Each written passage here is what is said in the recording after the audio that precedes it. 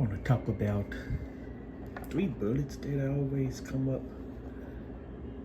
on YouTube about which is better. And that's your 9mm, which is this one here. Your 40 Smith & Wesson, it's this one here. And your 45 ACP,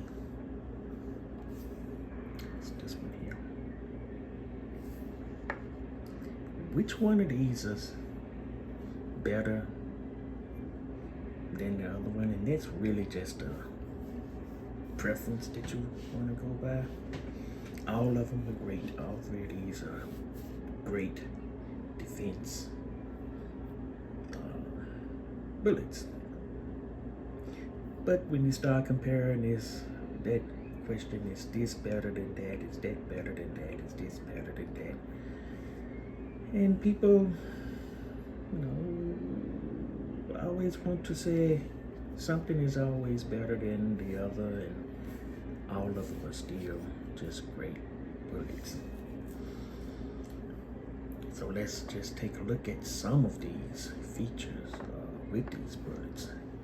We're gonna start off with the size. As you can see, the 9mm is smaller than the 40 caliber. The 40 is smaller than the 45. All of these bullets do come in hollow points. I just don't have the 45 hollow points out. And they all also come ball full metal jacket as well. But when you get to performances, as far as speed, the velocity and energy, that's where these bullets in the debate come in. Let's go with this 9mm, and I'm gonna lay these down. Well, we'll leave them up. We're just gonna start off with the 9mm here. And this was designed in 1901. It's 9x19, and the bullet diameter of this round here is .355. Sometimes you can get them in .356. That is the same size as your 38s. And 38 special at 357, that's .357. This is 355, 356. So it's still a 35. And you get these 9mm in different grains, starting at 115, that's a popular grain. You go up to 147. And in some cases, you can get this as a 60 grain. And that 60 grain is kind of pushing it. The velocities of this bullet here starts off around, you can say 1,000 or 1,100 feet per second. And it can go up to 1,400 feet per second. In some of those videos, when you see me reloading or talking about reloading, you would see the maximum velocity is 1,400 feet per second. You can get these a little faster. Now you're going into your plus P range, and you can go up to around 2,000 feet per second with your plus P. Your plus P also is right in your 14,000 feet per second range. The energy that this bullet produces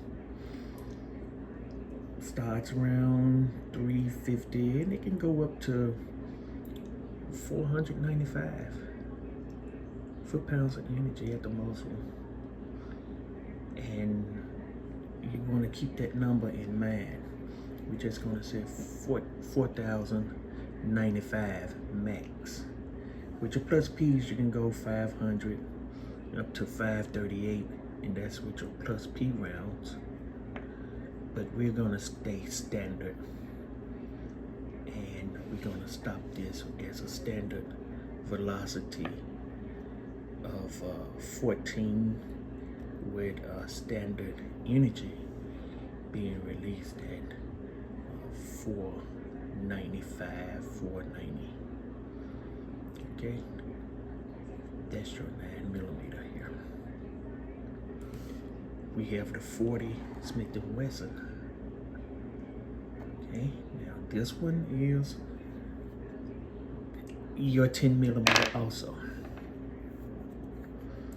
This was designed in the 90s, 1990, and this is a 10mm by 22. And we use the 40 as your scale model as inches, 0.40 of an inch. The weights from this one starts around 105, go up to 200. The velocity starts around 1,000 feet per second, and it can go up to 1,400 feet per second also. This one doesn't have plus P standards because they're already hyped up to the point where they're just fast. This bullet is traveling the same as that bullet, and it's larger, which means it's going to dump more energy. You see that right there? It's just bigger. Okay. So with this bullet here, the 40 Smith & Wesson,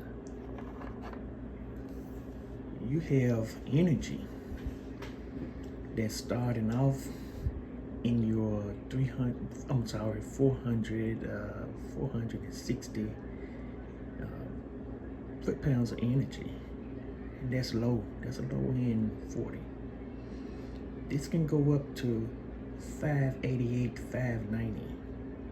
Still standard. This is not plus P. That's just standard. I think this is a 165 grain. And when I did my little test on these, this is one I carry. I think it was producing the energy close to 485, and that's standard. Here is your 45 ACP. It's bigger than the 40 Smith & Wesson. Okay, you see that? It's a big bullet. This was a popular bullet, still a popular bullet. This was designed in 1904. And this is 11mm by 23. Okay, this is your 45.45 on your ruler. This is 0.40, this is 0.35. So this is your 11mm. We're gonna talk about that in a second. But the grains on this one start 165, that's a good popular one, up to 230. This is a 230 grain here. And the velocities is starting around 820. You can go up to 960, and that's standard. So this is a slow bullet. Slow bullet compared to these two. You can get this in plus P. And you can get up to 1,200 to around 2,000, pushing it now in your plus P rounds. That's where the energy comes with this one. With your standards, you get 350 to 471 standard load. And when you're talking about that, the energy dumped would be real close to the 9mm. Just a bigger bullet. Energy is real close. You can get the energy is kind of based the same. But when you get in your plus P, you're talking about 590 up to 800. Those bullets are going, 12,000 up to 1,800 feet per second. That's a lot of energy, and that's a lot of hitting power. People don't use plus Ps over here because they're expensive,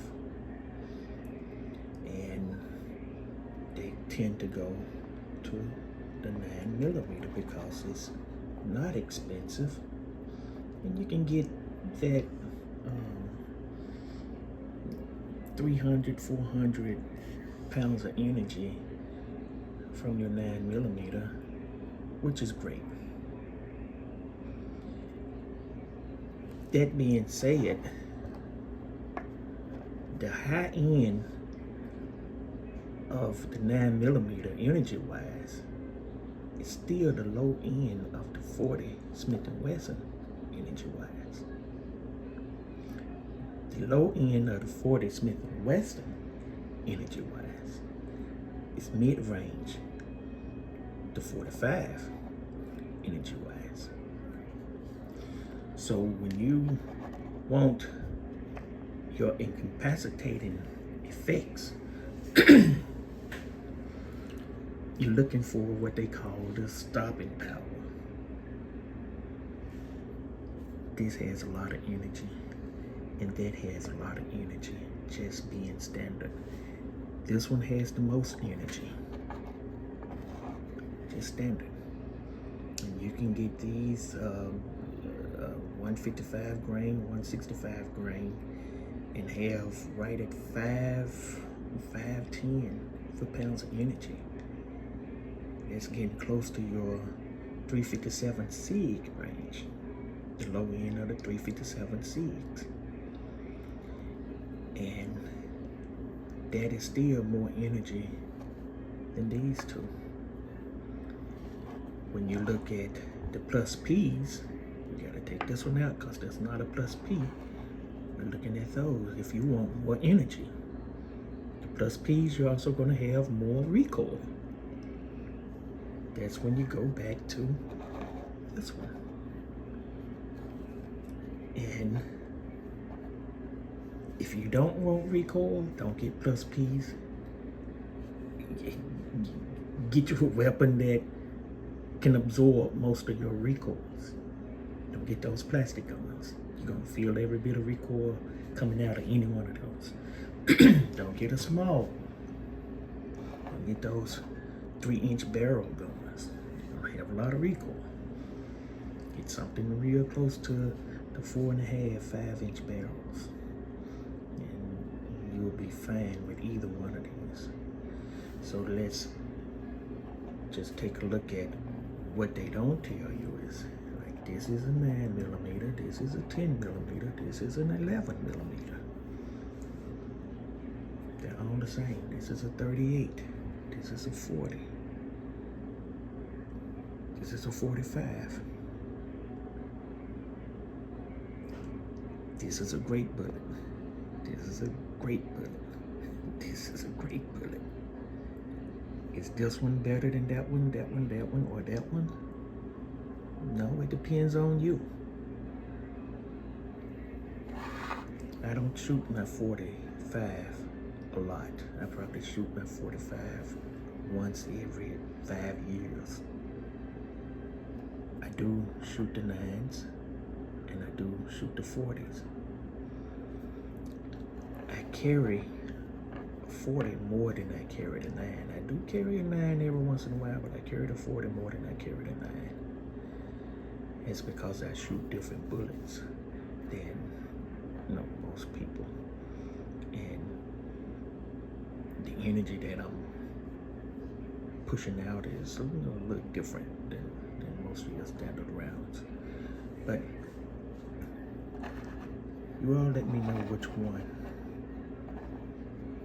you think is better as far as incapacitating, range shooting, hunting, or whatever you do with your gun. 9, 40, 45. 45. That's the debate.